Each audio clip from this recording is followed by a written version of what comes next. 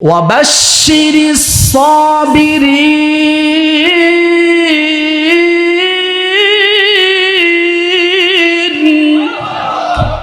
আল্লাহ রাব্বুল আলামিন বলেন, হে নবী আপনি তাদেরকে বলেন তোমরা ধৈর্য ধারণ করো, সবর করো। কোন মানুষদেরকে বলবেন? আল্লাযীনা ইযা আসাবাতহুম মুসিবাতুন ক্বালু, মুসিবত আসার পরে, বিপদ আপদ আসার পরে, দুঃখ কষ্ট তার গায়ের সাথে লাগার পরে বান্দা বলে ইন্না লিল্লাহি, পড়েন আমার সাথে, ইন্না লিল্লাহি ওয়া ইন্না ইলাইহি রাজিউন। আর একটু আওয়াজ দিয়ে বলেন, ইন্না লিল্লাহি ওয়া ইন্না ইলাইহি রাজিউন। বলে ওগো আল্লাহ, আপনার কাছে কান্নাকাটি কইরা 10 বছর বিবাহ করলাম, 10 বছর হইল আমার ঘরে কোনো সন্তান নাই। 10 বছর পরে একটা সন্তান আপনি আল্লাহ আমারে দিলেন। 5 বছর বয়সে সন্তান যখন আমারে বাবা বাবা বলে ডাকে, সন্তান যখন আমারে কিছুটা সহযোগিতা করে, আমি যখন নাঙ্গল জোয়াল নিয়ে ক্ষেত খামারে কাজ করবার জন্য যাই, আমার সন্তান আমার পিছনে পিছনে দৌড়ায়। আমি যখন বাজার থেকে বাড়িতে আসি, সন্তান চিৎকার দিয়ে বলে বাবা মজা আনছনি, ও বাবা নাস্তা আনছো কিনা। আমার সন্তান যখন আমাকে সহযোগিতা করার পর্যায়ে চলে গেছে, হঠাৎ করে আমার সন্তানটা মৃত্যুবরণ করলো। আল্লাহ রাব্বুল আলামিনের কাছে বান্দা বলে, আল্লাহ এই সন্তানটা আমার কাছে আমানত দিয়েছিলেন, এই সন্তানের মালিকও আপনি, আমার মালিকও আপনি, সুতরাং আপনি যখন সন্তানকে নিয়ে গেছেন এইটা আপনি নিতেই পারেন, আমিও তো আপনার সন্তানও আপনার, ঠিক কিনা বলেন? আমি আল্লাহ তাআলা বলতেছি, মালা আইনুন রাআত, ও বান্দা এমন নিয়ামত তোমার জন্য সাজাইলাম, ওই নিয়ামত তুমি কোনোদিন চোখে দেখো নাই। ওয়ালা উযুনুন সামিআত, এই বান্দা ওই নিয়ামতের কথা কোনোদিন তোমার কান শুনে নাই। ওয়ালা খাতার আলা কলবি বাশার, এবং আমি আল্লাহ তাআলা তোমারে যেই নিয়ামত দান করব ওই নিয়ামতের কল্পনাও তোমার হৃদয়ে কোনোদিন করে নাই।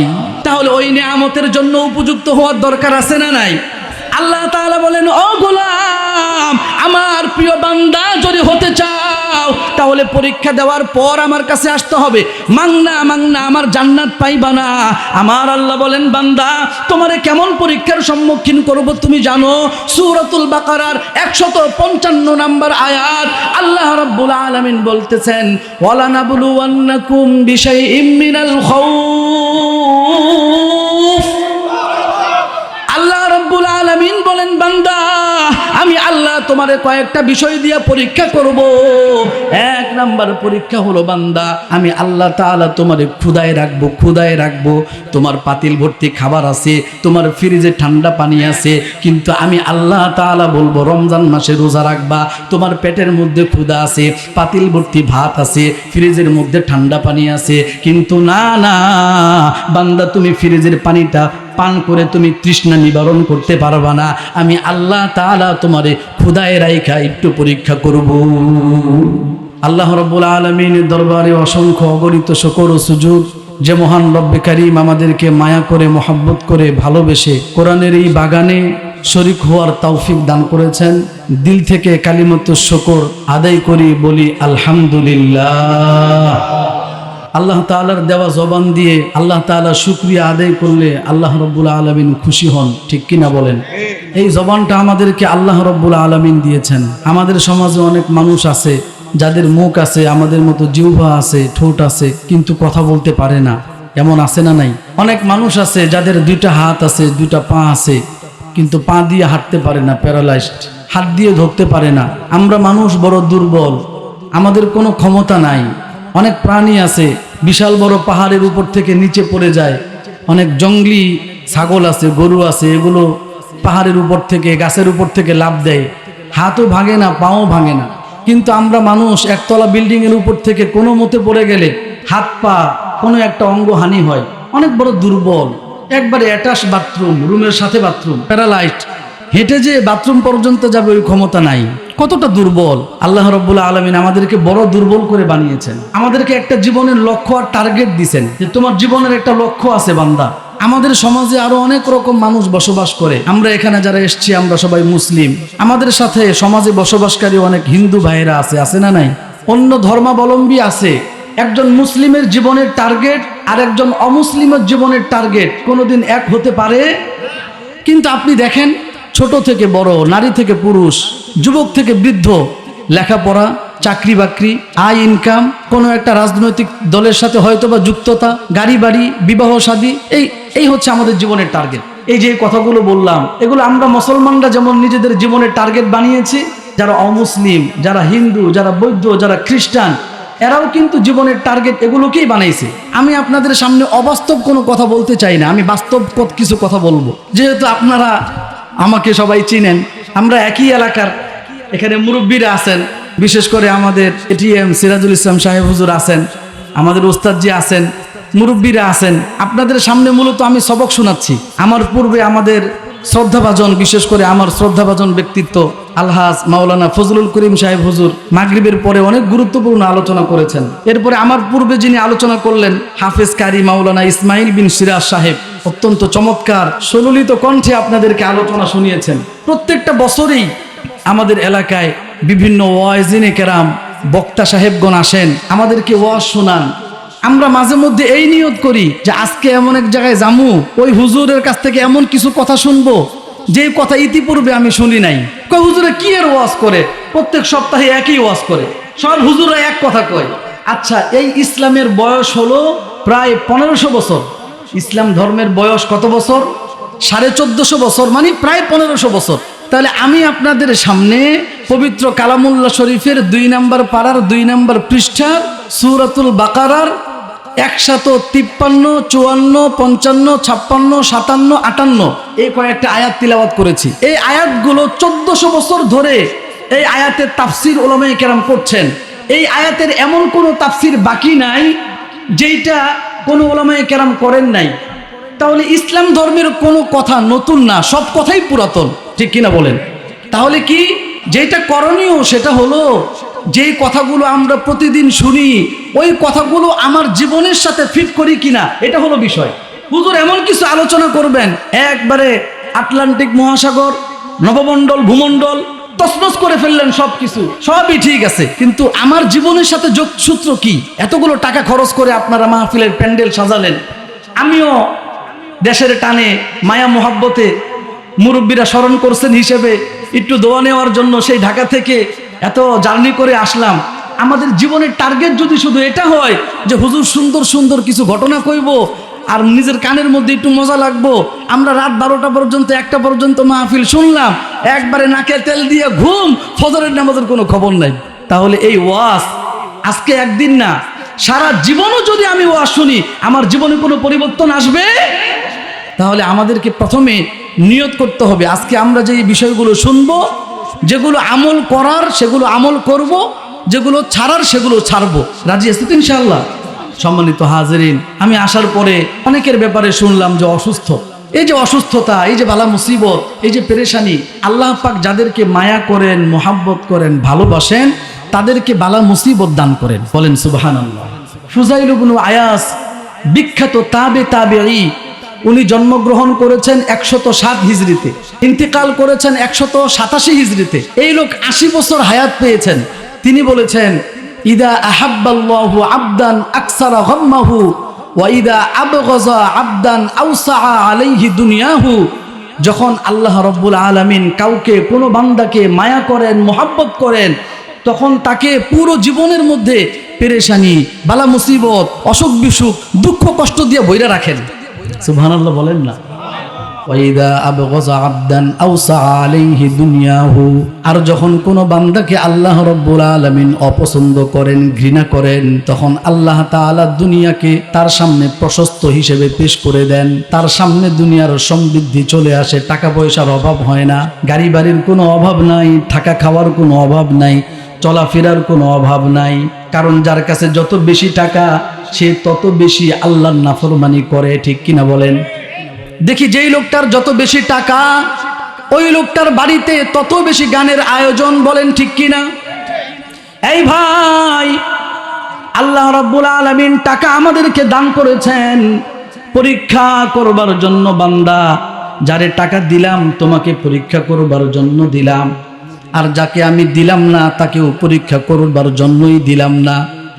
সুতরাং আল্লাহ পাক বলেন, ও বান্দা, আমি যে তোমাকে টাকা পয়সা দান করলাম, সুখ শান্তি দান করলাম, এইটা পরীক্ষার জন্য। আবার তোমাকে বিপদ দিলাম, বালা মুসিবত দিলাম, সেটাও পরীক্ষা করবার জন্য রে বান্দা। সুতরাং টাকা পয়সা পাওয়ার পরে অহংকারী হয়েও না, আবার টাকা পয়সা না পাওয়ার কারণে আল্লাহর নাশুকরি কোনোদিন কইরো না। তাহলে আল্লাহ রাব্বুল আলামিন যাকে মায়া করেন, মোহাব্বত করেন, তাকে বালা মুসিবত দান করেন, ঠিক কিনা? বলে হুজুর এইটা আবার কেমন কথা? বলে এই ভাই, একজন বাদশাহ তার রাজ্যের মধ্যে ঘোষণা করলো, তোমরা কারা কারা আছো আমার মেয়েটাকে বিয়ে করবা। রাজ্যের অনেক যুবক দাঁড়ায় গেছে, বাদশার মেয়েকে বিয়ে করবে। এইবার বাদশাহ বলল, আমার মেয়েটাকে ওই ছেলের কাছেই বিয়ে দিব যেই ছেলেটা আমার মেয়েকে সবচাইতে বেশি মোহাব্বত করবে, সবচাইতে বেশি ভালোবাসবে। দুনিয়ার যে কোনো পরিস্থিতির সম্মুখীন হোক না কেন, যে কোনো পেরেশানির সম্মুখীন হোক না কেন, আমার মেয়েটাকে ছেড়ে চলে যাবে না, আমার মেয়েটাকে জীবন দিয়ে বেশি ভালোবাসবে যে যুবক, ওই যুবকের কাছে আমি আমার মেয়েটাকে বিয়ে দিব। 100 যুবক দাঁড়ায় গেছে বাদশার মেয়েকে বিয়ে করবার জন্য। এবার বাদশাহ জল্লাদকে বলে, জল্লাদ, আমার মেয়েকে বিয়ে করবার জন্য যারা লাইনে ধরেছে এদের পাছার মধ্যে 50টা করে বেত্রাঘাত করো। যুবকরা বলে, আরে কি বলে? বাদশাহ বলল, তার মেয়ের কে ভালোবাসে, কে বিয়ে করবে, সেই জন্য আমরা লাইনে দাঁড়াইলাম। এইবার জল্লাদের বলতেছে পাছার মধ্যে 50টা করে বেত লাগাইতে। এই কথা শোনার পরে অর্ধেক যুবক শেষ, চলে গেছে, 50 জন লাইন থেকে বাদ। কয় মাইরও খাইতে পারবো না, কারণ বাদশাহ তো এই 100 জন যুবকের কাছে তার মেয়েরে বিয়ে দিবে না। মেয়ে যেহেতু একটা, বিয়েও দিবে কয়জন ছেলের কাছে? আমার ভাই, আমার বাবা, আমার বন্ধু, খেয়াল করে শোনেন, 50 জন লাইন থেকে আউট হয়ে গেল, আর বাকি আছে কয়জন? এইবার জল্লাদ বলো মারো। মারা শুরু করছে। মাইর খাওয়ার পরে আরো কয়েকজন গেছে, মারতেই আছে। শেষ পর্যন্ত একজন যুবক মাইর খাওয়ার পরেও দাঁড়ায় আছে। বাদশাহ বলল, কি ব্যাপার, তুমি কি সরবা না? যুবক বলে, না না, আমাকে যদি আপনি প্রহার করতে করতে, মাইর দিতে দিতে মেরেও ফেলেন, এরপরও আমি প্রতিজ্ঞা করেছি আপনার মেয়েকে বিয়ে করে ছাড়বো। এইবার বাদশাহ জল্লাদকে বলে, জল্লাদ, আর তাকে প্রহার করবা না। জল্লাদ বলল, ও বাদশাহ, এই যুবকের কাছে কি আপনি আপনার মেয়েটাকে বিয়ে দিবেন? বাদশাহ বলে, হ্যাঁ, তার কাছেই বিয়ে দিব। জল্লাদ বলে, বাদশাহ, উজিররা বলে, বাদশাহ, তাহলে এই যুবকের আপনি এত প্রহার করলেন কেন, এত কষ্ট দিলেন কেন, এর মুসিবত দিলেন কেন, এত দুঃখ কষ্টের সম্মুখীন তারে কেন করলেন? এইবার বাদশাহ বলে, শোনো, আমার মেয়ের উপযুক্ত করবার জন্য, আমার মেয়ের উপযুক্ত বানানোর জন্য এই যুবকটাকে আমি কষ্টের সম্মুখীন করেছি। আমার একবারে উপযুক্ত জামাই বানাবার জন্য তারে আমি দুঃখ কষ্টের সম্মুখীন করেছি। এই জন্য আমি বারবার তারে পিটাইলাম, যাতে করে আমি দেখতে চাই আমার মেয়েটাকে যে কোনো পরিস্থিতিতে নিজের কাছে রাখতে পারে কি পারে না। আমার মেয়ের উপযুক্ত বানাবার জন্য তাকে আমি কষ্ট দিয়েছি। আমার আল্লাহ ডাক দিয়া বলেন, আদম সন্তান, ও আদম সন্তান, আমি আল্লাহ তোমার রব, তোমার জন্য আমি আল্লাহ জান্নাত বানাইছি। ও বান্দা, মাংনা জান্নাতে যাইবা হবে না। এই বান্দা, ফ্রিতে বিড়িও পাওয়া যায় না, ঠিক কিনা বলেন? ফ্রিতে বিড়ি পাওয়া যায়? যারা বিড়ি টানে, বিড়ি খায়, এরা যদি দোকানদারের কাছে গিয়ে বলে আমার একটা বিড়ি ফ্রি দেন, দিবে? তাহলে একটা বিড়িও ফ্রিতে পাওয়া যায় না। আল্লাহ পাক বলেন, গোলাম রে, তোমারে আমি আমার বানানো জান্নাত দান করলাম। ও বান্দা, তুমি কি জানো আমার জান্নাতটা কেমন? আল্লাহ রব্বুল আলামিন রাসূলুল্লাহর মাধ্যমে শুনাইছেন, আদাতুল ইবাদিয়াস সালিহিনা মা লা আইনুন রাআত ওয়ালা উযুনুন সামিআত ওয়ালা খাতারা আলা কলবি বাশার। আল্লাহ রব্বুল আলামিন বলে, ও বান্দা, আমি আল্লাহ তোমার জন্য জান্নাতটাকে সাজাইলাম, এমন নাজ নিয়ামত দান করলাম, এত সব নিয়ামত দিয়ে ভরপুর করে দিলাম। তুমি যখন জান্নাতে যাইবা, জান্নাতের মধ্যে গিয়া নাজ নিয়ামতগুলো বান্দা তুমি দেখবা।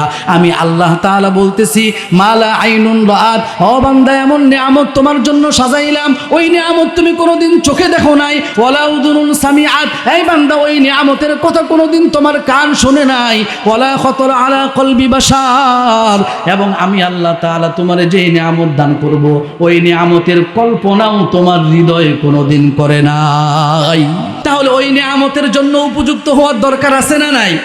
আল্লাহ তাআলা বলেন, ও গোলাম, আমার প্রিয় বান্দা যদি হতে চাও, দাও, তাহলে পরীক্ষা দেওয়ার পর আমার কাছে আসতে হবে। মাংনা মাংনা আমার জান্নাত পাইবা না। আমার আল্লাহ বলেন, বান্দা তোমারে কেমন পরীক্ষার সম্মুখীন করব তুমি জানো? সূরাতুল বাকারার 155 নম্বর আয়াত আল্লাহ রাব্বুল আলামিন বলতেছেন, ওয়ালা নাবলুওয়ান্নাকুম বিশাইইম মিনাল খাউফ। আল্লাহ রাব্বুল আলামিন বলেন, বান্দা আমি আল্লাহ তোমারে কয়েকটা বিষয় দিয়ে পরীক্ষা করব। এক নাম্বার পরীক্ষা হলো, বান্দা আমি আল্লাহ তাআলা তোমারে ক্ষুধায় রাখবো। তোমার পাতিল ভর্তি খাবার আছে, তোমার ফ্রিজে ঠান্ডা পানি আছে, কিন্তু আমি আল্লাহ তাআলা বলবো রমজান মাসে রোজা রাখবা। তোমার পেটের মধ্যে ক্ষুধা আছে, পাতিল ভর্তি ভাত আছে, ফ্রিজের মধ্যে ঠান্ডা পানি আছে, কিন্তু না বান্দা তুমি ফ্রিজের পানিটা পান করে তুমি তৃষ্ণা নিবারণ করতে পারবা না। আমি আল্লাহ তাআলা তোমারে ক্ষুধায় রাইখা একটু পরীক্ষা করব। এই ভাই, আমার বাবাজিরা, আমার বন্ধুরা, আমাদের সমাজে অনেক মা বাবা আছে, সন্তানেরা যদি রোজা রাখতে চায়, মা বাবা বলে না এখন রোজা রাখলে তোর শরীর ভেঙে যাইব, শরীর নষ্ট হয়ে যাইব, এমন কথা বলে কি বলে না? এই মা আর বাবাকে বুঝতে হবে, আল্লাহ পাক কিন্তু আপনাকে পরীক্ষা করলেন, আপনি পরীক্ষায় উত্তীর্ণ হতে পারেন নাই। আল্লাহ রাব্বুল আলামিন বলেন, বিশাইইম মিনাল খাউফি, আমি আল্লাহ তাআলা ভয় দিয়া তোমার এই পরীক্ষা করব। ওয়াল জুই, তোমাকে ক্ষুধা দিয়ে আমি আল্লাহ পরীক্ষা করব। এই বান্দা আবার কথা শোনো, ওয়া নাকসিম মিনাল আমওয়াল।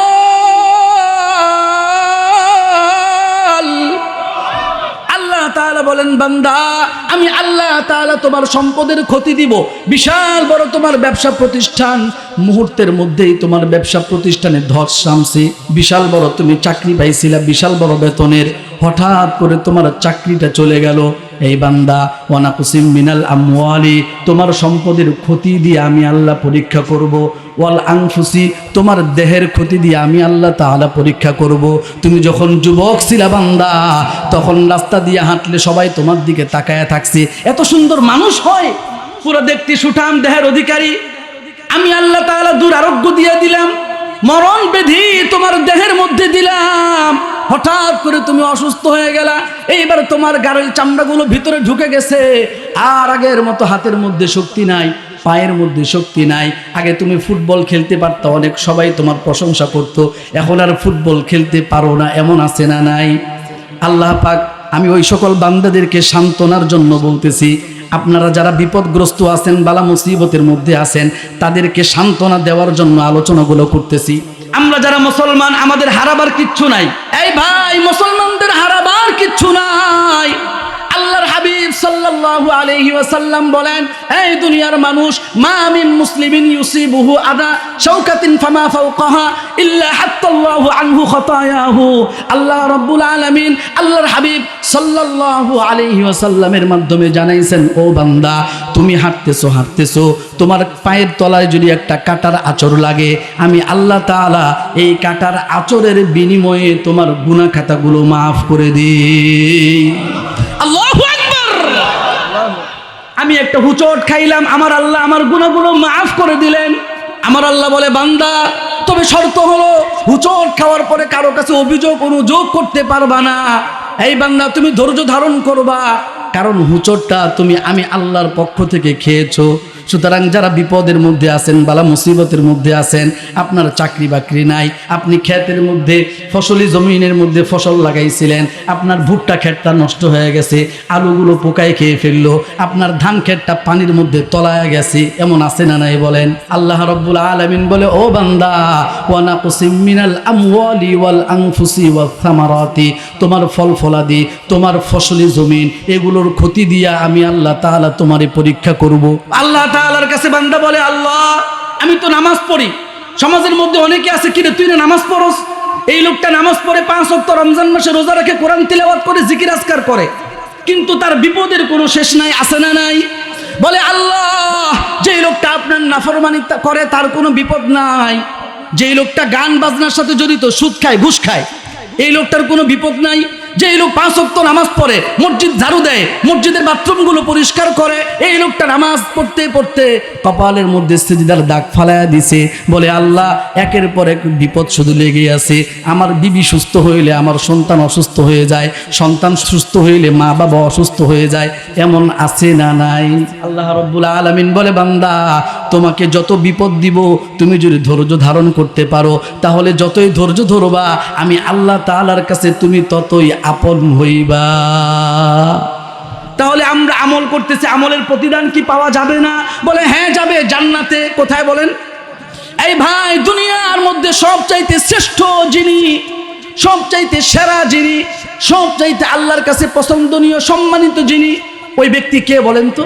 মাশাআল্লাহ, মুহাম্মদ সাল্লাল্লাহু আকায়ে নামেদার, তাজদারে মদিনা, সরদারে কায়নাত, সরকারে দুজাহা, আহমদ মুস্তাফা, মুহাম্মদ মুজতবা, সাইয়্যিদুল মুরসালিন, রাহমাতুল লিল আলামিন, খাতামুন নবিয়্যিন, হযরত মুহাম্মদুর রাসূলুল্লাহ সাল্লাল্লাহু আলাইহি ওয়াসাল্লাম। আরেকবার চিৎকার দিয়ে বলেন সাল্লাল্লাহু। আপনি কি জানেন মুহাম্মদুর রাসূলুল্লাহর কত বিপদ? আল্লাহর হাবিব সাল্লাল্লাহু আলাইহি ওয়াসাল্লাম দুনিয়াতে আসছেন, মাও নাই বাবাও নাই, মা বাবা হারা হইয়া এই দুনিয়াতে আসছে। আপনি খবর নিয়ে দেখবেন দুনিয়ায় যার বাবা নাই তার কিচ্ছু নাই। কথা বলেন ঠিক কিনা? মুহাম্মদুর রাসূলুল্লাহর মাও নাই বাবাও নাই। মুহাম্মদুর রাসূলুল্লাহর জীবদ্দশায় তার 2টা মেয়েকে তালাক দেওয়া হয়েছে। আমার যেই বাবার মেয়েকে তালাক দিছে জামাই, জামাইয়ের ঘরে আর খাইতে পারে না, আইসা পড়ছে। ওই বাবারে জিজ্ঞেস করেন একটা ঘরের মধ্যে তালাকপ্রাপ্ত একটা মেয়ে থাকলে কেমন মুসিবত, কত কষ্ট। আমার হাবিব সাল্লাল্লাহু আলাইহি ওয়াসাল্লামের জীবদ্দশায় তার 2টা মেয়েকে তালাক দেওয়া হয়েছে। আমার রাসূল সাল্লাল্লাহু আলাইহি ওয়াসাল্লামের প্রিয়তমা বিবি আয়েশা রাদিয়াল্লাহু তাআলা আনহাকে কুৎসা রটনা করা হয়েছে, অপবাদ দেওয়া হয়েছে, খারাপ কাজ করছে এমন অপবাদ দিছে। বলেন নাউজুবিল্লাহ। আর একটু আওয়াজ দিয়ে বলেন নাউজুবিল্লাহ। তাহলে দুনিয়ার সর্বশ্রেষ্ঠ ব্যক্তি, একের পর এক বিপদ, একের পর এক বিপদ। বোঝা গেল বিপদ আসলেই আল্লাহ আপনার উপর নারাজ হয়ে গেছে, বিষয়টা এমন না। বরং আপনি যদি ধৈর্য ধারণ করতে পারেন তাহলে আল্লাহ তাআলা আপনাকে পছন্দ করতেছেন, ভালোবাসতেছেন, কাছে টানতেছেন। বলেন সুবহানাল্লাহ। সর্বশ্রেষ্ঠ ব্যক্তি হযরতে মুহাম্মদুর রাসূলুল্লাহ সাল্লাল্লাহু আলাইহি ওয়াসাল্লামের ঘরে খাবার নাই। এই ভাই, আমি আপনাকে জিজ্ঞেস করি, মাসে কয়টা দিন আপনার ঘরে খাবার থাকে না? আমার রাসূলের ঘরে মাসের পর মাস খাবার না থাকবার কারণে চুলার মধ্যে আগুন জ্বলে নাই।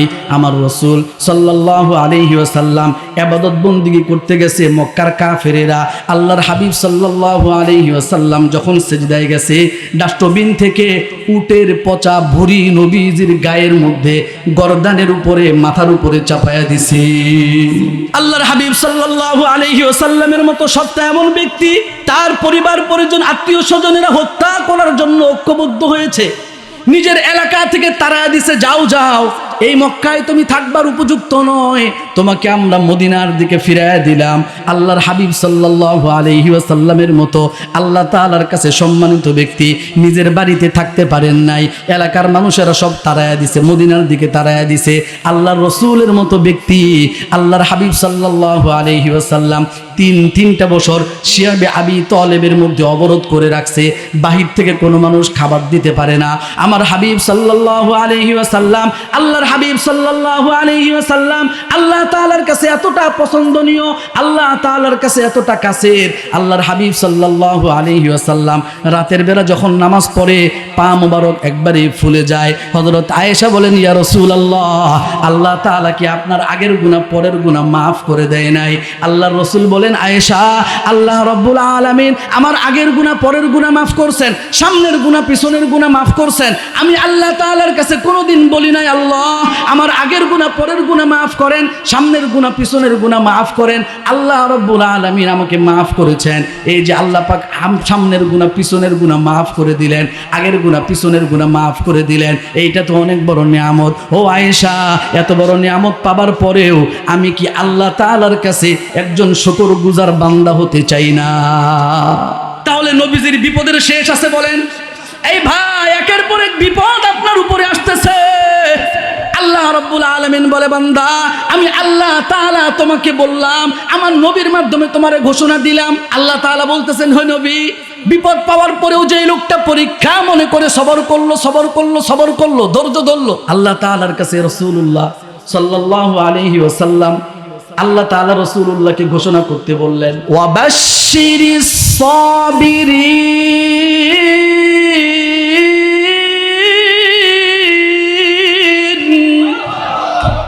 আল্লাহ রাব্বুল আলামিন বলেন, হে নবী, আপনি তাদেরকে বলেন তোমরা ধৈর্য ধারণ করো, সবর করো। কোন মানুষদেরকে বলবেন? আল্লাযীনা ইযা আসাবাতহুম মুসিবাতুন ক্বালু, মুসিবত আসার পরে, বিপদ আপদ আসার পরে, দুঃখ কষ্ট তার গায়ের সাথে লাগার পরে বান্দা বলে ইন্না লিল্লাহি, পড়েন আমার সাথে, ইন্না লিল্লাহি ওয়া ইন্না ইলাইহি রাজিউন। আর একটু আওয়াজ দিয়ে বলেন, ইন্না লিল্লাহি ওয়া ইন্না ইলাইহি রাজিউন। বলে, ওগো আল্লাহ, আপনার কাছে কান্নাকাটি কইরা 10 বছর বিবাহ করলাম, 10 বছর হইল, আমার ঘরে কোনো সন্তান নাই। 10 বছর পরে একটা সন্তান আপনি আল্লাহ আমারে দিলেন। 5 বছর বয়সে সন্তান যখন আমারে বাবা বাবা বলে ডাকে, সন্তান যখন আমারে কিছুটা সহযোগিতা করে, আমি যখন নাঙ্গল জোয়াল নিয়ে ক্ষেত খামারে কাজ করবার জন্য যাই, আমার সন্তান আমার পিছনে পিছনে দৌড়ায়। আমি যখন বাজার থেকে বাড়িতে আসি, সন্তান চিৎকার দিয়ে বলে, বাবা মজা আনছো নি? ও বাবা, নাস্তা আনছো কিনা? আমার সন্তান যখন আমাকে সহযোগিতা করার পর্যায়ে চলে গেছে, হঠাৎ করে আমার সন্তানটা মৃত্যুবরণ করলো। আল্লাহ রাব্বুল আলামিনের কাছে বান্দা বলে, আল্লাহ, এই সন্তানটা আমার কাছে আমানত দিয়েছিলেন, এই সন্তানের মালিকও আপনি, আমার মালিকও আপনি, সুতরাং আপনি যখন সন্তানকে নিয়ে গেছেন এইটা আপনি নিতেই পারেন, আমিও তো আপনার, সন্তানও আপনার, ঠিক কিনা বলেন?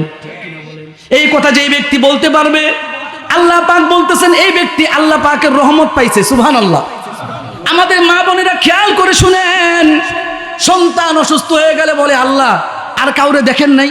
আশপাশে আরো সন্তান আছে না? ওই যে আমার দেবরের ছেলেটা আছে, আমার ননদের মেয়েটা আছে, ওরা দিকে ধরে না, সব রোগ বালা মুসিবত আমারে ধরে কে? এমন আছে না নাই বলেন? কয় আল্লাহ, চোখ কি আর কোনো দিকে যায় না? আমার বাচ্চার দিকে শুধু চোখ যায়। বলেন নাউজুবিল্লাহি মিন যালিক। না না, এই কথা বললে তার ঈমান থাকবে না। বলেন নাউজুবিল্লাহি মিন যালিক। আল্লাহ তাআলা বলতেছেন, বান্দা তুমি দুনিয়ার মধ্যে নেক আমল করবা, নামাজ পড়বা, রোজা রাখবা, হজ করবা, হালালভাবে ইনকাম করবা, হালাল জায়গায় তুমি খরচ করবা, তোমার বিপদের কোনো শেষ নাই। কারণ আমি আল্লাহ তাআলা তোমারে পরীক্ষা কইরা কইরা বিপদ দিয়া দিয়া ওই মহামহিম সম্মানিত একবারে নাজনে আমল দিয়ে ভরপুর আমি আল্লাহ তাআলার বানানো জান্নাতের উপযুক্ত আমি আল্লাহ তোমারে বানাইতেছি। আল্লাহ তাআলা বলেন, ইয়া আইয়ুহাল ইনসান,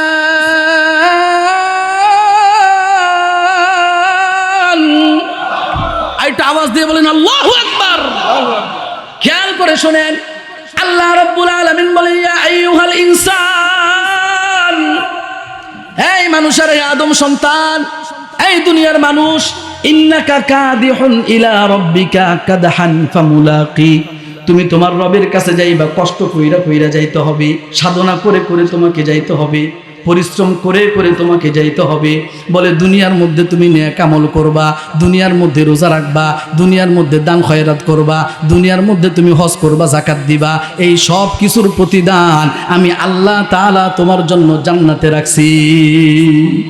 কিন্তু আল্লাহ রাব্বুল আলামিন মাঝে মধ্যে আল্লাহ তাআলা নেক আমলের কারণে দুনিয়াতেও বালা মুসিবত থেকে রক্ষা করেন। বলেন সুবহানাল্লাহ। আমি আপনাদের সামনে বুখারী শরীফের 2333 নম্বর হাদিস তিলাওয়াত করেছি। হযরত ওমর রাদিয়াল্লাহু আনহুর ছেলে আব্দুল্লাহ ইবনে ওমর থেকে তিনি বলতেছেন, আল্লাহর হাবিব সাল্লাল্লাহু আলাইহি ওয়াসাল্লাম একখানা হাদিস আমাদের কাছে বর্ণনা করেছেন অতীতের যুগের 3 জন মানুষের ব্যাপারে। বলেন সুবহানাল্লাহ। কি সেই 3 জন মানুষ?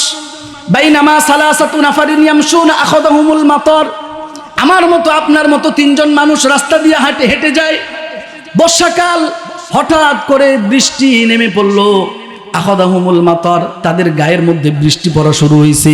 আমরা রাস্তা দিয়ে হাঁটতেছি, কোথাও মেহমানের জন্য যাব, মেহমান খাইতে যাব, বাজারে যাইতেছি, সাজ্জা গুজ্জা যাওয়া শুরু করছি। এমন সময় যদি বৃষ্টি আসে তাহলে সবাই দৌড়ে আমরা ঘরের ছাদের নিচে যাই। গাছের ডালের নিচে যায়, কিন্তু ওই তিনজন লোক যখন রাস্তা দিয়ে হাঁটতেছে তখন কোনো গাছের ডালও নাই, ঘরের ছাদও নাই। এই লোকগুলা ফাআওয়াউ ইলা গারিন ফি জাবালিন, ওখানে বিশাল বড় বড় পাহাড়, পাহাড়ের মধ্যে গুহা আছে, গুহার মধ্যে গিয়ে তারা অবস্থান নিল। ফানহাত্তাত আলাইহিম সখরাতুম মিনাল জাবাল, হাদিসের বাক্য বলতেছি, বুখারী শরীফের 2333 নম্বর হাদিস। আল্লাহর হাবিব সাল্লাল্লাহু আলাইহি ওয়াসাল্লাম বললেন, এরা পাহাড়ের গুহার মধ্যে অবস্থান নিল। ফানহাত্তাত আলাইহিম সখরাতুম মিনাল জাবাল, হঠাৎ করে পাহাড়ের উপর থেকে বিশাল বড় একটা পাথর গুহার মুখের মধ্যে গিয়ে আটকায় পড়ছে। এইবার তারা আপ্রাণ চেষ্টা করলো ধাক্কা দিয়া পাথরটাকে একটু সরাবে। গুহার মুখের মধ্যে পাথর পইরা গুহার মুখ বন্ধ হয়ে গেছে, বাইরের আলো বাতাস গুহার মধ্যে কিছুই প্রবেশ করে না, দম আটকায় আসতেছে। তারা তিনজন সাধ্য অনুযায়ী, সামর্থ্য অনুযায়ী ধাক্কাধাক্কি করবার পরেও পাথরটাকে গুহার মুখ থেকে সরাইতে পারে না। মানুষ যখন বিপদের মধ্যে পড়ে নিজের সাধ্যের মধ্যে থাকা সব তদবিরগুলো বান্দা করে। একবার ডাক্তারের কাছে দৌড়ায় যায়, ডাক্তার ভালো করতে পারে না।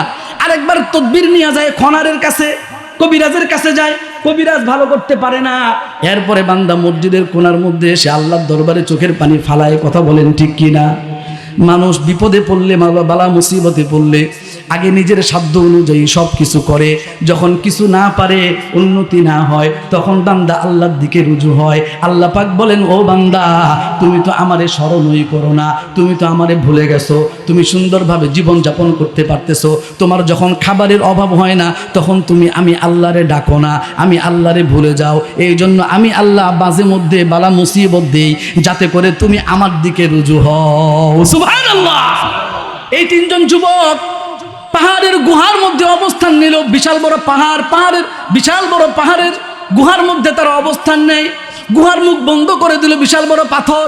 ধাক্কাধাক্কি করার পরেও পাথর সরাইতে পারে না। এইবার একে অপরকে জিজ্ঞেস করলো, ফাকালা বাদুহুম লিবাদিন, একে অপরকে বলল, উনজুরু আমালান আমিলতুমুহা সালিহাতান লিল্লাহ। ও আল্লাহর বান্দারা, তোমরা নিজেদের জীবনের দিকে একবার তাকাও, প্রত্যেকে নিজের জীবনের আমল নামার দিকে একবার তাকাও, দেখো তো জীবনে এমন কোনো আমল তোমরা করছো কিনা যেই আমলটা একমাত্র আল্লাহর জন্য হয়েছে, দুনিয়ার কোনো মানুষকে দেখাবার জন্য আমলটা করো নাই। আমাদের সমাজে অনেক মানুষ আছে নিজের হাজি সাহেব প্রমাণ করার জন্য হজ করতে যায়, নিজের নামাজি প্রমাণ করার জন্য নামাজ পড়ে, নিজের দানবীর প্রকাশ করার জন্য দান করে, এমন আছে না নাই? এরা একে অপরকে বলল, সাবধান, তোমরা জীবনের এমন কিছু আমল বের করো যে আমলগুলো কেবলমাত্র আল্লাহর জন্য করছো। ফাদউল্লাহ বিহা, তোমরা ওই আমলের বিনিময়ে আল্লাহ তাআলার কাছে দোয়া করো। লাআল্লাহু ইউফাররিজুহা আনকুম, হতে পারে আল্লাহ রাব্বুল আলামিন ওই আমলের বিনিময়ে এই পাথরটাকে সরায়া দিবেন। আমার ভাইরা, আমার বাবাজিরা, যুবক বন্ধুরা, খেয়াল করে শুনেন। আমার মায়েরা, বোনেরা, খেয়াল করে শুনবেন। এইবার তিনজন যুবকের মধ্যে আল্লাহর কাছে একজন হাত তুলল, আল্লাহ, আল্লাহুম্মা ইন্নাহু কানা লি ওয়ালিদানি শাইখানি কাবীরানি। ওগো আল্লাহ তাআলা, আমার পরিবারের মধ্যে কয়েকজন লোক আছে, আমার বৃদ্ধ মা আছে, আমার বৃদ্ধ বাবা আছে, আমার সন্তান সন্ততি আছে, ওয়ালি সিবিয়াতুন সিগারুন, আমার ছোট ছোট বাচ্চারা আছে, ওয়ালি জাওজাতুন, আমার বিবি আছে। আমি প্রত্যেক দিন রাখালগিরি করি, মাঠের মধ্যে গরু চড়াই, মাঠের মধ্যে মহিষ চড়াই, ছাগল চড়াই। বিকেলবেলা যখন বাড়িতে আসি, মা বাবার জন্য আমি দুধ দহন করে নিয়ে আসি, আমার উটের থেকে, এরপরে ছাগল থেকে, এরপরে মহিষ থেকে, গরু থেকে আমি দুধ দহন করে সর্বপ্রথম আমি আমার মা বাবাকে পান করার জন্য দেই। সুবহানাল্লাহ। সর্বপ্রথম কারে দেয়? জোরে বলেন, কারে দেয়? এই যুবক, খেয়াল করে শোনো যুবক। আল্লাহ রাব্বুল আলামিন বলেন, বান্দা, আল্লাহ রাসূল বলতেছেন, রিজাল রব্বি ফি রিজাল ওয়ালিদাইন ওয়া সাখাতুর রব্বি ফি সাখাতিল ওয়ালিদাইন। তুমি যদি আল্লাহর সন্তুষ্টি চাও তাহলে তোমার অবশ্যই আব্বা আম্মার সন্তুষ্টি অর্জন করা লাগবে। ঠিক কিনা বলেন? আব্বা আম্মা যদি অসন্তুষ্ট হয়ে যায় তাহলে আমার আল্লাহ তার উপর অসন্তুষ্ট, নারাজ হয়ে যায়। চিৎকার দিয়ে বলেন নাউজুবিল্লাহ। এমন আছে না নাই সন্তান? এমন কুলাঙ্গার কিছু সন্তান আছে, মা বাবা নিজে না খায়া, নিজে না পইরা, নিজেরা দুনিয়ার সম্পদ ভোগ না কইরা সন্তানের জন্য জমা করছে, আর সন্তান বিবাহ কইরা নিজে মুসমাইরা গোশত দিয়া ভাত খায়, মা বাবা না খায়া রইছে, মা বাবার দিকে তাকায় না। এমন সন্তান আছে না নাই? ওই সকল সন্তান হলো কুলাঙ্গার সন্তান। কথা বলেন ঠিক কিনা? এই হাদিস আমাদেরকে কিসের সবক দেয়? আল্লাহর হাবিব সাল্লাল্লাহু আলাইহি ওয়াসাল্লাম বলেন, ওই তিনজন যুবকের মধ্যে একজন যুবক বলল, আল্লাহ, আমি সারাটা দিন ক্ষেত খামারে কাজ করি, সারাটা দিন আমি রাখালগিরি করি, দুধ দহন কইরা নিয়ে আসি। ফাবাদাতু বিওয়ালিদাইয়া, সর্বপ্রথম আমি আমার মা বাবারে দুধ পান করাই। বলেন সুবহানাল্লাহ। আল্লাহুম্মা ইন্নী ইস্তাখারতু যাতা ইয়াউমিন, কিন্তু আমি একদিন আসতে দেরি করে ফেললাম। প্রত্যেক দিন আমি মাগরিবের আগেই চলে আসি, সন্ধ্যায় ঘুমানোর আগেই চলে আসি। ইন্নী ইস্তাখারতু যাতা ইয়াউমিন, আমি একদিন দেরি করে আসলাম, এসে দেখলাম মা বাবা ঘুমায়া গেছে। ফাওয়াজাতুহুমা নামা, আমি দেখলাম মা বাবা ঘুমায়া গেছে। ফাকরাহু আন উকিযহুমা, আমি পছন্দ করলাম না, আমার ভালো লাগলো না, আমি আব্বা আম্মারে ডাইকা এরপরে খাওয়ামু। আমার কাছে খারাপ লাগলো, আমার কাছে ভালো লাগলো না। আমি চিন্তা করলাম মা বাবা মনে হয় সারাটা দিন ক্লান্ত থাইকা এরপরে আগে ভাগে ঘুমায়া গেছি, সুতরাং আমি মায়ের শিওরে বাবার শিওরে দুধটা নিয়ে দাঁড়ায় থাকবো। ওই যুবক বলতেছে, আল্লাহ, আপনি দেখছেন আমি আমার মা বাবার শিওরে সারাটা রাত ওই দুধটা নিয়ে দাঁড়ায় ছিলাম। ইয়াতাদাউনা ইনদা কদামাইয়া, ছোট ছোট বাচ্চারা আমার কদমের সামনে আইসা, পায়ের সামনে আইসা আমার পা জাপটায় ধরছে, জাপটিয়ে মাইরা ধরছে, বলে বাবা আমাদের পেটে ক্ষুধা, আমাদেরকে খাওয়াও। ওই যুবক বলে, আল্লাহ, আমি প্রতিজ্ঞা করেছি না না, আমি আমার মা বাবারে দুধ পান করানোর আগে আমি সন্তানদেরকে খাওয়াবো না। ওইদিকে বিবি বলে সারাদিন খাই নাই, পেটের মধ্যে ক্ষুধা। বলে, আল্লাহ, না না, আমি আমার বিবিরেও দুধ পান করাই নাই, সন্তানরা কান্নাকাটি করতেছে, দুধ পান করাই নাই। আমার আব্বা আম্মার যখন ঘুম ভাঙছে গো আল্লাহ, তখন আমি আব্বা আম্মারে আগে দুধ খাওয়াইয়া এরপরে আমার সন্তান বিবিদেরকে খাওয়াইছি। এই যুগেও এমন সন্তান আছে না নাই? এই ভাই, যদি না থাকতো আসমান আসমানের জায়গায় ঠিক থাকতো না, জমিন জমিনের জায়গায় ঠিক থাকতো না। ওই সকল নেককার দিনদার ইমানদার সন্তানদের কারণে এই দুনিয়াতে আমরা সসম্মানে বসবাস করতেছি। কথা বলেন ঠিক কিনা? আমার ভাই, আমার বাবা, আমার বন্ধু, খেয়াল করে শুনেন। ওই যুবক আল্লাহর কাছে বলল, আল্লাহ, আল্লাহুম্মা ইন কুনতা তা'লামু আন্নী ফাআলতুহু ইবতিগা ওয়াজহিক ফাফরুজ লানা ফারজাতান নারা মিনহা সামা। ওগো রব্বুল আলামিন, আমার এই আমলটা যদি আপনার কাছে ভালো লাগে, আমি আপনার কাছে দোয়া করি, আল্লাহ, এই ঘটনাটা আমি জীবনে আর কারো কাছে বলি নাই, কারো কাছে অহংকার কইরা বলি নাই, আব্বা আম্মারও কোনোদিন ফোঁটা দেই নাই। তোমাদের জন্য সারা রাত দাঁড়ায় ছিলাম, তোমাদেরকে আগে পান করাইছি, তোমাদেরকে আগে খাবার খাওয়াইছি, আমি সন্তানদেরকে খাবার খাওয়াই নাই, আমার বউকে, আমার বিবিরে, আমি আমার স্ত্রীকে খাবার খাওয়াই নাই, সবার আগে তোমাদেরকে খাবার খাওয়াইছি। এমন কোনো কথা বইলা আব্বা আম্মারে আমি কষ্ট দেই নাই। অনেক সন্তান আছে আব্বা আম্মারে খাওয়ায় আবার কষ্টও দেয়, আছে না নাই বলেন? এই যুবক, এই যুবক, তোমাকে বলি, খেয়াল করে শোনো, ঘুমায়ও না, মোবাইল টিপবো না, মোবাইল তোমাদেরকে শেষ করে দিয়েছে। কথা বলেন ঠিক কিনা? এক মোবাইল শেষ করে দিছে, জাহান্নাম বানায় দিছে, জাহান্নাম বানায় দিছে, জাহান্নাম। এই যুবক, তুমি যখন ছোট ছিলা, তোমার বাবা তোমার জন্য কমলা আনছে, মা বাবার মনে চাইছে কমলা খাইতে, মা একটা কমলার টুকরা মুখের মধ্যে দিবে, সন্তান বলে, মা সেটা আমি খাবো। মা নিজের মুখ থেকে সন্তানের মুখে দিয়া দিছে। একটা মিষ্টি মসজিদে দিছিল, জিলাপি মসজিদে দিছিল, বাবা খায় নাই, পকেটের মধ্যে নিয়া সন্তানের জন্য নিয়ে গেছে। ঈদ আসছে, ঈদের মধ্যে সবাই নতুন জামা পরছে, বাবার গায়ে নতুন জামা নাই, সবার প্লেটের মধ্যে খাবার রানগুলো সন্তানের প্লেটে দিয়া দিছে। মা বলে, আমি খাইছি, আসলে খাই নাই।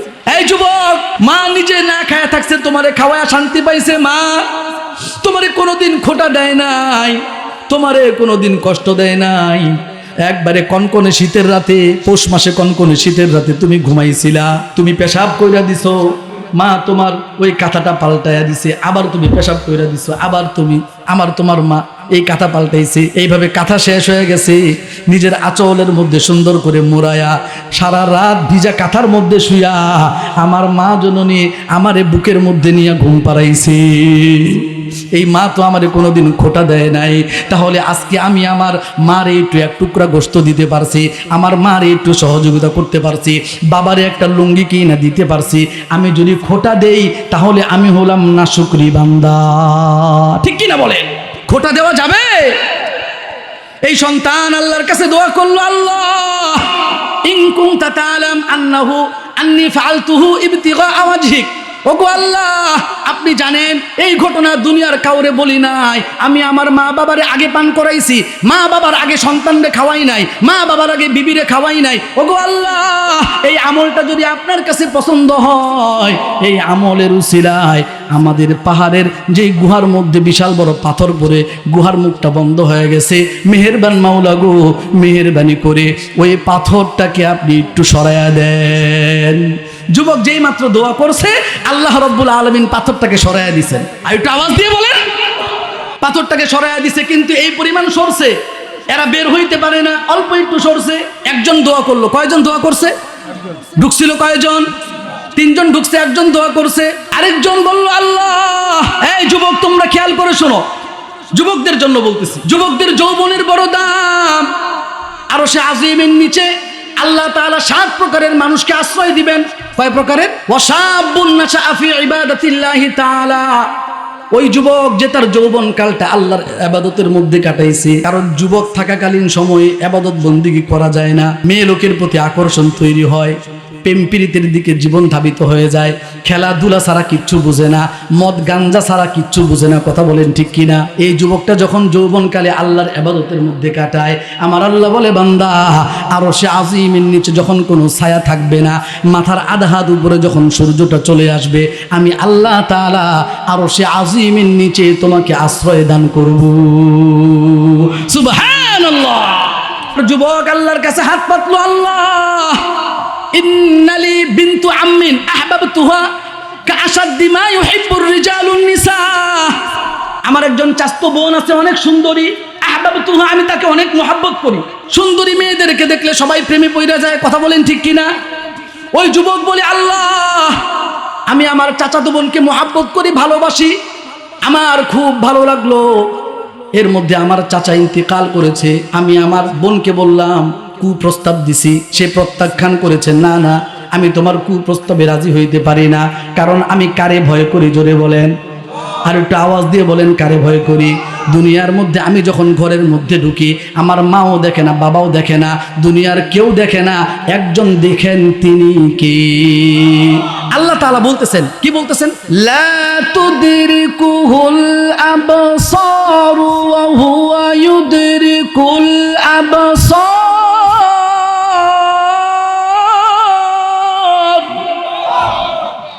আল্লাহ রাব্বুল আলামিন বলেন, বান্দা, দুনিয়ার কোন চোখ আল্লাহ রাব্বুল আলামিনকে দেখে না, কিন্তু আল্লাহ রাব্বুল আলামিন দুনিয়ার সব মানুষদেরকে দেখেন। ঠিক কিনা বলেন?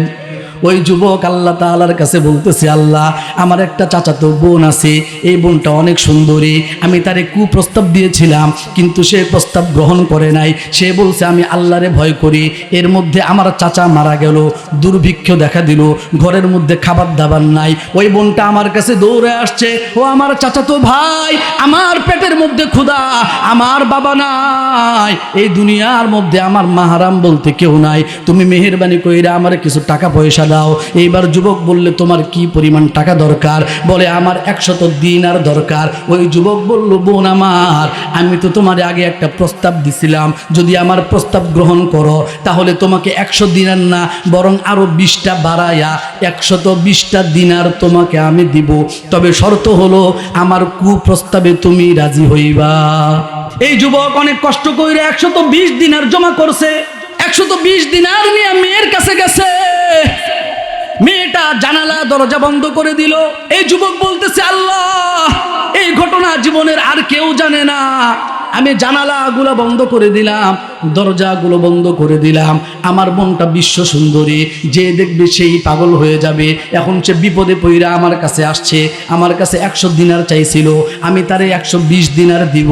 আমি যখন ক্ষমতা লাভ করলাম, আমার যখন মনের কামনা বাসনা পূরণ করবার মতো পূর্ণ ক্ষমতা আমার চলে আসছে, আমি যখন তার সতীত্ব নষ্ট করব, ওই সময়ই আমার বোন আমাকে বলছে, ইয়া আবদাল্লাহ, হে আল্লাহর বান্দা, ইত্তাকিল্লাহ, তুমি আল্লাহরে ভয় করো। ওয়ালা তাফতাহিল খাতামা ইল্লা বিহাক্কিহি, সাবধান, আল্লাহকে ভয় করো, অন্যায়ভাবে তুমি আমার সতীত্ব নষ্ট করো না। এই যুবক বলতেছে, আল্লাহ, আমার বোন যখন আমাকে ইত্তাকিল্লাহ বলেছে, এই যুবক, আমার ভাই, তুমি আল্লাহর গোলাম, তোমারে আল্লাহ পাক দেখতেছেন, সাবধান, অন্যায়ভাবে তুমি আমার সতীত্ব নষ্ট করবে না। আল্লাহি, আল্লাহ, দুনিয়ার কেউ জানে না আমার বোন যখন আমাকে এমন ধমক দিছে, সাথে সাথে আমি ওই দিনারগুলো নিয়ে আসি নাই, 120 দিনার তারে দিয়া আমি ঘর থেকে দৌড়ায় চলে আসছি, আমি তার সাথে খারাপ কাজে লিপ্ত হই নাই। চিল্লায় বলেন সুবহানাল্লাহ। এটা কি সহজ না কঠিন? আর একটা আওয়াজ দিয়ে বলেন, সহজ না কঠিন? এই ভাই, একবারে টকবকে যুবক, যৌবনকালটা টকবক টকবক করতেছে, ঘরের জানালা দরজাগুলো বন্ধ হয়ে গেছে, দুনিয়ার কেউ দেখে না, কিন্তু মেয়েটা একটা শব্দ উচ্চারণ করছে, ইত্তাকিল্লাহ, আল্লাহরে ভয় করো। বলে, ও আল্লাহ, দুনিয়ার কেউ আমার এই ঘটনার খবর জানে না, একমাত্র আপনি রব জানেন। ও রব্বুল আলামিন, আপনার কাছে যদি আমার এই ঘটনাটা পছন্দ হয়, আমার এই আমলখানা যদি পছন্দ হয়, মালিক গো, ইন্নী ফাআলতুহু যালিকা ইবতিগা ওয়াজহিকা, আমি এই কাজটা করছি একমাত্র আপনার সন্তুষ্টির জন্য। ফাফরুজ লানা ফারজাতান নারা মিনহা সামা, আপনি আমার এই আমলের উসিলায় পাহাড়ের গুহার মুখ থেকে পাথরটাকে সরাইয়া দেন। যুবক দোয়া করলো, আল্লাহ রাব্বুল আলামিন সরাইয়া দিলেন। তাহলে আমাদের সমাজের যুবকরা যদি এই পাপাচার থেকে, জিনা থেকে, প্রেম প্রীতি থেকে দূরে থাকতে পারে, আর কোন একটা সময়ে মুসিবতে পইরা, বালা মুসিবতের সম্মুখীন হইয়া এই যুবক যদি আল্লাহর কাছে দোয়া করে, আল্লাহ রাব্বুল আলামিন ওই যুবকের যেই রব ওই যুবকের দোয়া কবুল করছেন, ওই রব এখনো পর্যন্ত আছেন না নাই? এই ভাই, আমার যুবক বন্ধু, আমার যুবক ভাই, কলিজার টুকরা আমার টকবকে যুবক ভাইরা, তোমরা তোমাদের জীবনের এমন একটা আমল আল্লাহ তাআলার কাছে পেশ করার নিয়ত করো, করবো তো ইনশাআল্লাহ? হে আল্লাহ, আজ থেকে আপনার দেওয়া চোখ দিয়ে আমরা আর কোনোদিন আপনার নাফরমানি করব না, রাজি আছে ইনশাআল্লাহ? ওই যুবক আল্লাহ তাআলার কাছে দোয়া করছে, আল্লাহ রাব্বুল আলামিন পাহাড়ের গুহার মুখ থেকে বিশাল বড় পাথরটাকে সরাইয়া দিলেন, কিন্তু পাথরটা পুরোপুরি সইরা যায় নাই, আরেকটু বাকি আছে, বের হইতে পারে না, আরেকজন মানুষ বাকি আছে। গুহার ভিতরে ঢুকছিল কয়জন? 3 জন, তার মধ্যে 2 জন গেল, আরেকজন বাকি আছে। ওইজন বলল, আল্লাহুম্মা ইন্নী ইস্তাজারতু আজিরান, ওগো আল্লাহ, আমি আমার পরিবারের কাজকর্ম করার জন্য, সংসারের কাজকর্ম করার জন্য একজন শ্রমিক আনছিলাম, একটা কামলা আনছিলাম, কামলা ওই আমার কাজকর্ম কইরা দিছে। যাওয়ার সময়ে পারিশ্রমিক আমি তারে দিলাম, সে বলে, না না, এত কম পারিশ্রমিক নিতে পারবো না। আমার পারিশ্রমিকটা না নিয়ে সে চলে গেছে। আমার অন্তরের মধ্যে আপনার ভয় ঢুকছে, আমি চিন্তা করলাম, না না, এই লোকটা আমার কাজকর্ম করছে, আমার পিছনে শ্রম দিছে, আমার ঘরের কাজটা আগায়া দিছে, আমারে সহযোগিতা করছে, সুতরাং তারে যেই পারিশ্রমিকটা দিছি তার মন মতো হয় নাই, এই লোকটা না নিয়ে চলে গেছে, আমি এইটা খিয়ানত করতে পারবো না, আল্লাহ নারাজ হয়ে যাবেন। এই লোকটা এইটাকে ব্যবসার মধ্যে লাগাইছে, টাকাটারে ব্যবসার মধ্যে লাগাইছে, কিছু টাকা বাড়ছে, লাভ হয়েছে, ওই লভ্যাংশ দিয়ে একটা গরু কিনছে, ওই গরুগুলো আবার বাছুর দিছে, আবার বাছুরগুলো বড় করছে, বিশাল বড় একটা গরুর পাল হয়ে গেছে। ওই পালটাকে দেখাশোনা করার জন্য একটা রাখালের ব্যবস্থা করছে। সুবহানাল্লাহ। ও ভাই, এমন আমানতের দরকার আছে না নাই? আর এখন যদি শ্রমিকরা সারা মাস মিল ফ্যাক্টরিগুলোতে কাজ কইরা বেতনের জন্য, বেতন বোনাসের জন্য ঈদের আগ দিয়া রাস্তায় নাই আন্দোলন করে, কথা বলেন ঠিক কিনা? আমরা বলে মুসলমান, ওরাও মুসলমান ছিল, আমরাও মুসলমান আছি। কয় হুজুর, আগের হুজুররা দোয়া করলে লগে লগে কবুল হয়ে যেত, এখন থেকে কবুল হয় না। আরে ভাই, আগের হুজুররা ভালো ছিল, মুসল্লিরাও ভালো ছিল, ইমাম সাহেব ভালো ছিল, মুসল্লিও ভালো ছিল, এখন ইমাম সাহেব ভালো না, মুসল্লিও ভালো না, কথা বলেন ঠিক কিনা? তাছাড়া দোয়া তো আমরা আল্লাহর কাছে করি, কারণ আল্লাহ যদি কবুল না করে, এটা কি আমার জন্য না আপনার জন্য? এলাকার মধ্যে ধুমায়া বৃষ্টি আসলো, সব গাছপালা একবেলা সব কিছু ভিজে গেছে, কিন্তু কচু গাছ ভিজে নাই। এখন এটা কচু গাছ দিলে ভিজলো না, এটা কি বৃষ্টির দোষ না কচু গাছের দোষ? যত দোষ আছে সব হুজুররা বলে শুধু দর্শন করে। ফেসবুক খুলবেন, ইউটিউব খুলবেন, টিকটক আর যত যা কিছু আছে সব জায়গায় সব দর্শককে হুজুর হুজুর হুজুর, মাদ্রাসার হুজুর, মসজিদের হুজুর। আমি বলি, এত ধর্ষণের ঘটনা ঘটার মূল কারণ হচ্ছে প্রশাসন, বিচার ব্যবস্থা। বিচার যদি ভালো করে হতো, প্রশাসন যদি কঠোর ভূমিকা পালন করত, কঠিনভাবে শাস্তি প্রয়োগ করত, তাহলে এই সকল দুর্ঘটনা কোনোদিন ঘটতো না। কথা বলেন ঠিক কিনা? আপনি বিচার করবেন না, আপনি প্রশাসনকে কাজে লাগাইবেন না, চোর কেবেন চুরি কর, গেরস্তেরে বলবেন তুই পাহারা দে। এইভাবে দুর্নীতি, ধর্ষণ, ব্যভিচারী, চাঁদাবাজি এগুলো কোনোদিন বন্ধ হবে। আমার ভাই ওই লোকটা আল্লাহর কাছে দোয়া করলো, আল্লাহ ইন্নী ইস্তাজারতু আজিরান, আমি একজন শ্রমিক এনেছিলাম, সে আমার কাজ করলো, আমি তারে পারিশ্রমিক দিলাম, সে আমার পারিশ্রমিক গ্রহণ করে নাই, আমি ওইটা ব্যবসার মধ্যে লাগাইছি, ব্যবসার মধ্যে বাড়ছে, আমি একটা গরু কিনলাম, বাছুর হয়েছে, আরো কয়েকটা গরু হইল, বিশাল বড় গরুর পাল হয়ে গেছে, এই পালটার দেখাশোনা করবার জন্য আমি একটা রাখাল রাখছি। এর মধ্যে ওই লোক আবার আসছে একদিন, হঠাৎ করে সে আসছে, আগে তো একবারে নেয় নাই, এখন বিপদে পড়ে আসছে। আয়েশা বলতেছে, ভাই আপনি আমার ওই যে তখন পারিশ্রমিক দেন নাই, দিতে চাইছিলেন, আমি নেই নাই, আমার পারিশ্রমিক দিয়ে দাও, ইত্তাকিল্লাহ, আল্লাহরে ভয় করো। ওই লোক বলল, যাও যাও, ইজহাব ইলা জালিকাল বাকারি ওয়া রুআতিহা, ওই যে দেখো বিশাল বড় গরুর পাল, এবং এই গরুর পাল দেখাশোনা করবার জন্য যেই রাখাল, গরুর পাল আর রাখাল এই সবগুলো তোমার। বলেন সুবহানাল্লাহ। ওই বলতেছে, ইত্তাকিল্লাহ ওয়ালা তাস্তাহজিবি, সাবধান, আল্লাহরে ভয় করো, আমার সাথে তুমি ঠাট্টা মস্করা কইরো না। তুমি কি আমার সাথে ঠাট্টা করতেছো নাকি? কয় না না, আমি তোমার সাথে ঠাট্টা করি না, তুমি আমারে বলছো আল্লাহরে ভয় করতে, আমি আল্লাহরে ভয় করছি, তোমার সম্পদ আমি নষ্ট করি নাই, ব্যবসার মধ্যে লাগাইছি, বাড়ছে, আল্লাহরে ভয় করে একটা গরু কিনছি, গরু বাছর দিছে, বিশাল বড় পাল হয়েছে, পাল দেখাশোনা করবার জন্য আমি একটা রাখাল রাখছি, এই যা কিছু তুমি দেখতেছো এই সব কিছু তোমার জন্য। বলেন সুবহানাল্লাহ। এই যুবক আল্লাহর কাছে বলতেছে, আল্লাহ ওই লোকটারে যখন আমি পালের কথা বললাম, রাখালের কথা বললাম, এই লোকটা পাল আর রাখাল নিয়ে গেছে, একটা গরুও আমাকে দিয়া যায় নাই, আমার মনের মধ্যে বিন্দু মাত্র কষ্ট লাগে নাই। এই যুবক আল্লাহর কাছে বলতেছে, আল্লাহ এই আমলটা একমাত্র আপনার জন্য করছি, ওগো আল্লাহ, ইন্নী ফাআলতুহু ইবতিগা ওয়াজহিকা, আপনার সন্তুষ্টির জন্য করলাম, ওগো আল্লাহ আপনার যদি পছন্দ হয়, ফাফরুজুলানা ফারজাতান নারা মিনহা সামা, ওগো আল্লাহ এই পাহাড়ের গুহার মুখ থেকে বিশাল বড় পাথরটাকে আপনি সরায়া দেন। এই আল্লাহর বান্দা যখন দোয়া করছে, সাথে সাথে আমার আল্লাহ পাহাড়ের গুহার মুখ থেকে পাথরটাকে সরায়া দিছেন। সুবহানাল্লাহ। তাহলে নেক আমলের বিনিময়ে দুনিয়াতেও বালা মুসিবত দূর হয় কি হয় না? আল্লাহ তাআলা বলছেন, বান্দা বালা মুসিবত আমি আল্লাহ তোমারে দেই আমার কাছে আসার জন্য, পরীক্ষা করি তুমি আমার নিকটতম হওয়ার জন্য রে বান্দা। আমি আল্লাহ তাআলা নামাজ পড়ো, রোজা রাখো, হজ করো, যাকাত দাও, দুনিয়ার মধ্যে যত নেক আমল করো সব নেক আমলের প্রতিদান আমি জান্নাতে দিব, কিন্তু মাঝে মধ্যে আমি আল্লাহ তাআলা দুনিয়াতেও তোমার বিপদ দূর করায়া দিব। তাহলে আমাদের জীবনে এমন কিছু আমল করা লাগবে যে আমলগুলো আমাদের আখিরাতে কাজে আসে, দুনিয়ার মধ্যে বড় ধরনের বিপদ আসলে কাজে আসবে, এমন আমল করার দরকার আছে না নাই?